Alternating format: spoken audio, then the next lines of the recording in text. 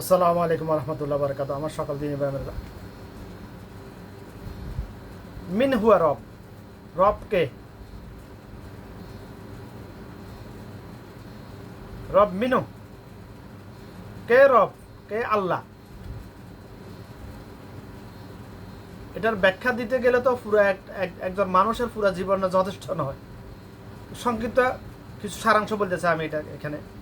রব কে?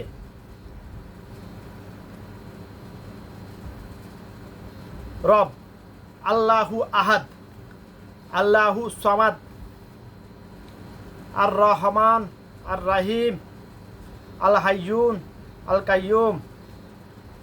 শব্দগুলোর সাথে সবাই পরিচিত। শব্দগুলার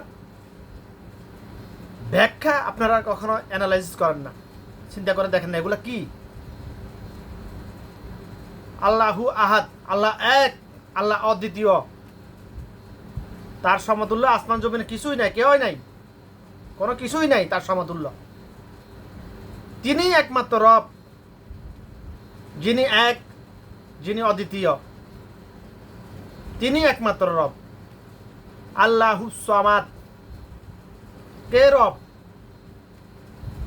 আসমান জমিনে, সপ্ত আসমান সপ্ত জমিনে যা কিছু সব কিছু যার মুখাপেক্ষী, যিনি কারো মুখাপেক্ষী নয়, তিনি একমাত্র রব। সামাদ। সূরা ইখলাসের এত মর্যাদা কেন? এই শুধুমাত্র এই একটা শব্দের কারণে, এই একটা শব্দের কারণে সূরা ইখলাসের এত ফজিলত, এত মর্যাদা।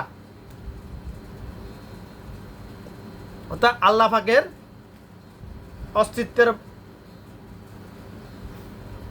অস্তিত্বের আল্লাহ পাকের বড়ত্বের স্বীকৃতি দিয়ে কোরআন মাজিদে 114টা সূরার মধ্যে শুধুমাত্র একটা সূরা নাজিল করেছেন, তাও সবচেয়ে ছোট সূরা, 4 আয়াত বিশিষ্ট সূরা, কিন্তু 3 আয়াতের সাইডে ছোট। সূরা ইখলাস, যে সূরা একবার তেলাওয়াত করলো সহিশুদ্ধভাবে, বিসমিল্লাহির রহমানির রহিম, কুল হু আল্লাহু আহাদ, আল্লাহু সামাদ, লাম ইয়ালিদ ওয়ালাম ইউলাদ ওয়ালাম ইয়াকুল্লাহু কুফুয়ান আহাদ। বাস, আমার আমল নামায় 10 পারা কোরআন মাজিদ তেলাওয়াতের তরতিলার সাথে 10 পারা কোরআন মাজিদ তেলাওয়াতের নেকি লেখা হয়ে গেল।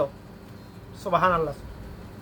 যে সূরা 3 বার সহিশুদ্ধভাবে ইখলাসের সহিত তরতিলার সাথে তেলাওয়াত করবে, আল্লাহ রাসূল সাল্লাল্লাহু আলাইহি ওয়াসাল্লাম বলছে শুধু তেলাওয়াত, এই তেলাওয়াত শব্দের অর্থ শুধুমাত্র পড়া না, শুধু তরতিলার সাথে পড়তে হবে ভাই। আপনি পড়লেন কি পড়লেন আপনি জানেন না, আপনারা আল্লাহ নাউজুবিল্লাহ, আপনিও জানেন না, আপনার সদ্য বিষয়ে কেউ জানেন না কি পড়লেন না পড়লেন, সহি শুদ্ধ নাই, উল্টা পাল্টা, জবজের কোথায়, একালিফ কোথায়, তিনারির কোথায়, আল্লাহ জানে, আপনি জানেন, আপনি জানেন। আমাদের সবাই তো সামাদে বলতেছে, 1999 জন সামাদে বলে, আল্লাহু সামাদ, নাউজুবিল্লাহ। সামাদ মানে যিনি মুখাফিক্কি, নাউজুবিল্লাহ। সামাদ মানে যিনি অমুখাফিক্কি, শুধু আকারটা লাগানোর কারণে অর্থ কোথায় থেকে কোথায় চলে গেছে, শিরকিয়াতের দিকে চলে গেছে, শিরিক হয়ে গেছে। এখানে সোয়া আলিফ সামাত না হয় সমাত কেন হলো, তারপরে গ্রামার জানতে হবে আপনাদেরকে। মোটামুটি সহিশুদ্ধভাবে কোরআন মাজিদ তেলাওয়াত করার জন্য তো যতটুকু প্রয়োজন ততটুকু অবশ্যই জানতে হবে। কারি হওয়ার প্রয়োজন নাই, জরুরি না। টানি টানি পড়া সব জায়গায়, যেখানে একালি ওখানে 3 আলি 4 টানি পড়া, ওটা জরুরি না। কিন্তু তার তিলের সাথে কোরআন মাজিদ তেলাওয়াত করা তো, তালিম নেওয়াটা তো ফরজ। আপনি যদি সহিশুদ্ধভাবে কোরআন মাজিদ তেলাওয়াত করতে পারলেন না, আপনি অর্থ বুঝবেন কিভাবে? আপনি আলেম হবে কিভাবে? আলেম না হলে আপনি আলেম হওয়া প্রত্যেক মুসলমান নারীর উপর ফরজ।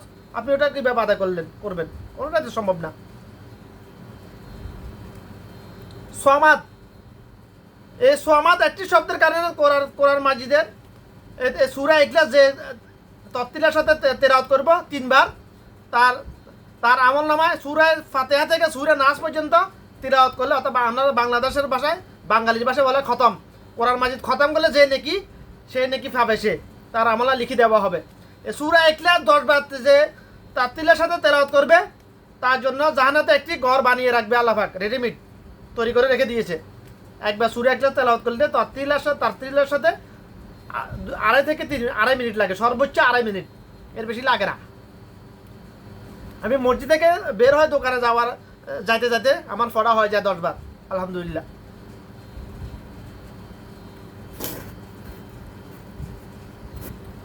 দেখুন, আল্লাহ রাসূল সাল্লাল্লাহু আলাইহি ওয়াসাল্লাম 3 দিনের কম সময়ে কোরআন মাজিদ তেলাওয়াত খতম করতে নিষেধ করেছেন। অর্থাৎ খতম শব্দটি রাসূল সাল্লাল্লাহু আলাইহি ওয়াসাল্লাম এভাবে আমরা খতম শব্দ বলতে যেটা বুঝাই ওটা ওটা ওটা মিনিং করেন নাই। খতম মানে শেষ, কোরআন মাজিদ শেষ আছে, শুরু আছে, শেষ নেই কোরআন মাজিদের। অর্থাৎ তেলাওয়াত করে শেষ করতে নিষেধ করেছেন 3 দিনের কম সময়, সে হোক হাফেজ যাই হোক। কারণ 3 দিনের কম সময় যদি তেলাওয়াত করে, এটার ব্যাখ্যা হলো, এটা তাকিক আমাকে যেভাবে করা এলেম দিয়েছে আল্লাহ পাক, হিকমত দিয়েছে, সেটা হলো 3 দিনের কম সময় যদি কেউ কোরআন মাজিদ তেলাওয়াত করে শেষ করে, সে তারতিলের সাথে তেলাওয়াত করবে না। তারতিলের সাথে তেলাওয়াত না করলে তার আমল নামায় হাসানা লেখা হবে না, সাইয়্যাত লেখা হবে, অর্থাৎ নেকি লেখা হবে না, গুনাহ লেখা হবে, নাউজুবিল্লাহ। কারণ তার স্পিডটা 5G 4G হয়ে যাবে। যেরকম আমাদের সে খতম তারাবি পড়া হয়, সম্পূর্ণ বিদাত, সবগুলা জাহান্নামের কিট, এগুলা সবগুলা জাহান্নামের কিট। ক্ষমতা নাই জন্য ফাঁসা বাড়ি দিতে পারতেছি না, হলে একটা ধরে সবাই বাড়ি দিতাম, মতলিরে বাড়ি দিতাম, মুসল্লিরে বাড়ি দিতাম, ইমামেরা বাড়ি দিতাম, মজাম সবাই ফাঁসা বাড়ি মারতাম শুধু আমি, যদি ক্ষমতা থাকতো দিত আল্লাহ পাক এই 5G 4G তেলাওয়াতে খতম তারাবি পড়ানোর জন্য। রাগে না ঠিকতে পারে কি করবো আর, বারোয়ার জামে মসজিদে গিয়ে, কেন্দ্রীয় মসজিদে গিয়ে নামাজ পড়েছি আমি রমজান মাসে, গত 2 বছর আগের কথা বলতেছি। ফাঁসা বাড়ি দেওয়ার ক্ষমতা দে নাই, তো এই জন্য কি করবো আর, সম্ভব নয়। এলাকা সবগুলো মসজিদে নামাজ পড়ে দেখেছি, সবগুলো একই অবস্থা। খতম তারাবি যে সূরা তারাবি, এই সূরা তারাবিতে বাজারে পড়লাম নামাজ, এশার নামাজে এত নিয়ত বান্ধি কতক্ষণ 1-1.5 মিনিট ঢেতামি ধরে হাতে চুপ মারি থাকে, কি যায় হাতে কি করে হাতে জানে, হাতের আল্লাহ জানে। কত সুন্দর মধ্যে তারতিলের সাথে পড়ে আসার নামাজ, হাতে খতম তারাবি পড়াইতে দাঁড়াইলে শুরু করলে হাতের চিনে ধরে, বাস হাতের 5G শুরু হয়ে যায়। খতম তারাবিয়া কেন? তোদের জন্য কি তারাবি পড়ার জন্য আলাদা কোরআন মাজিদ নাজিল করেছে আল্লাহ পাক, নাউজুবিল্লাহ। হ্যাঁ, কিন্তু আফসোস বিষয়, তারতিলের সাথে কোরআন তেলাওয়াত করার নির্দেশ দিয়েছে আল্লাহ পাক এই সূরাটা আমপারার মধ্যে, অর্থাৎ 30 নম্বর সূরার মধ্যে, ফারার মধ্যে সূরাটা, যাতে তারাবি শেষ মত 27 দিনে এই সূরাটা পড়া হয়। ওই হারামজাদাদের সূরাটা তেলাওয়াত করে শোনানো উচিত ছিল প্রথম তারাবির দিন মানুষকে, এবং এটা অর্থ বুঝানো বলে শোনানো বয়ান করা উচিত ছিল প্রথম তারাবির দিন। কারণ ওরা সবাই যায় আবু জাহেল, এই জন্য মুসল্লি হলো জাহেল, ওই ইমাম মুয়াজ্জিন হলে আবু জাহেল। কারণ যে জানে না মানে না, বুঝে না মানে না, সে জাহেল। যে জানে বুঝে, যেরকম জেনেছে সেরকম মানে না, সে আবু জাহেল। এটাই চূড়ান্ত মত আমার। পারলে ফেরকাবাজি করে দেখাও ইনশাআল্লাহ। কত সহজ নেকি কামানো, কত সহজ না ভাই, নেকি কামানো কত সহজ। আপনি দেখে এক পারা কোরআন মাজিদ তেলাওয়াত করতে মিনিমাম 1 ঘন্টা লাগে, তারতিলের সাথে তেলাওয়াত করতে 1 ঘন্টা লাগে।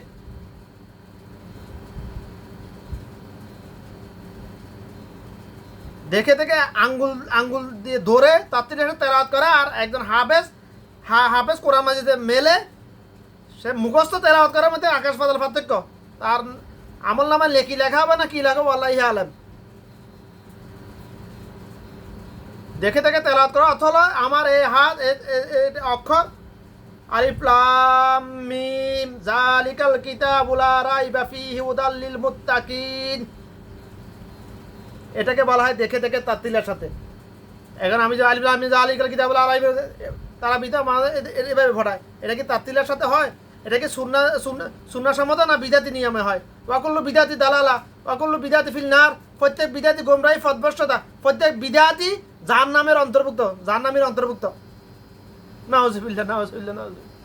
হাই রে আফসোস, বিদাত নিয়ে কথা বলতে গেলে তো অন্যদিকে চলে যায়, আমার শুধু জুমার দিন চলে যায়, জুমার দিনের কাহিনী চলে যায়, বাংলাদেশের জুমার দিনের কথা চলে যায়। তো ওইদিকে গেলাম না। আমার উদ্দেশ্য ছিল আল্লাহকে, মিন হুয়া রবকে, তিনি রব, যিনি এক, যিনি অদ্বিতীয়, যার সমতুল্য আসমান জমিনে কিছুই নাই, কেউ নাই, যিনি কারো মুখাপেক্ষী নয়, সব কিছু তার মুখাপেক্ষী, তিনি রব, তিনি একমাত্র রব। শুধু তিনি রব বললে হবে না, তিনি একমাত্র রব।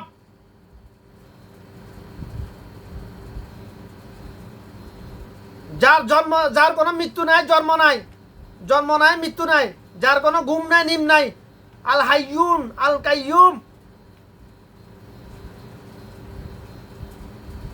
যিনি চিরঞ্জীব, যিনি ছিলেন, আছেন, থাকবেন, তিনি একমাত্র রব।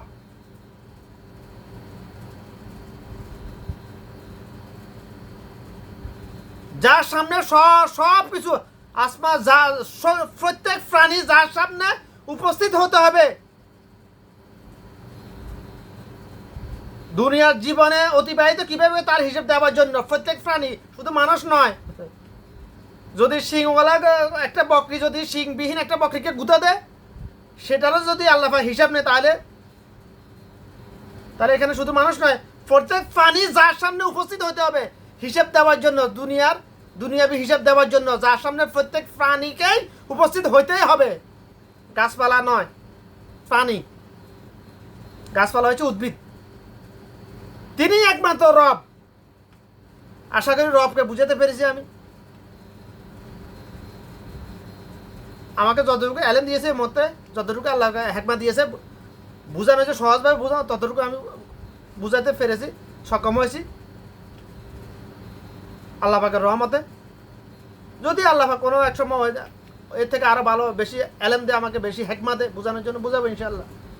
তো সবসময় আল্লাহর কাছে এলেম চাইতে হবে। রব্বি জিদনি ইলমা, রব্বি জিদনি ইলমা, রব্বি জিদনি ইলমা। আউযু বিল্লাহি মিনাশ শাইতানির রাজিম, আউযু বিল্লাহি মিনাশ শাইতানির রাজিম। কলব শয়তানের অস্ত্র মুক্ত রাখতে হলে এর থেকে বড় কোনো অস্ত্র নেই, পাওয়ারফুল কোনো অস্ত্রই নাই। আউযু বিল্লাহি মিনাশ শাইতানির রাজিম। হে আমার রব, হে আমার মালিক, আমি তোমার কাছে আশ্রয় চাইতেছি বিতাড়িত শয়তানের কাছ থেকে, চিরজাহান্নামী শয়তানের কাছ থেকে।